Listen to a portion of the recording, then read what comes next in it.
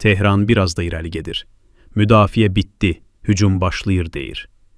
İranın Xatəm Əl-Ənbiya qərargahının komandanı General Əli Abdullahi rəsmən elan etdi.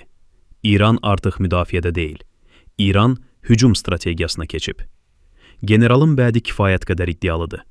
Yeni sürprizlər hazırlamışıq. Trumpın qoyduğu 48 saatlıq ultimatumun bitməsinə isə çox az qalıb. İndi əsas sual budur. İran hara hücum edəcək? Söhbət hansı sürprizlərdən gedir? İran rəsmiləri bəzən ABŞ şəhərlərini birbaşa vura biləcək 10.000 kilometr mənzilli, qitələr arası raket iddiaları da səsləndirir. Amma bu rəsmən təsdiqlənməyib və Qərb kəşfiyyatı tərəfindən rədd edilir.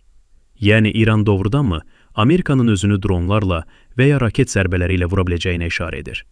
Yoxsa bu sadəcə qlobal hədə-qorxu yarışmasının növbəti mərhələsidir? Siz necə düşünürsünüz? İran doğrudanmı ABŞ ərazisinə hücuma keçəcək?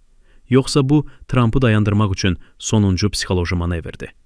Fikirlərinizi bizimlə bölüşün, müzakirə edək.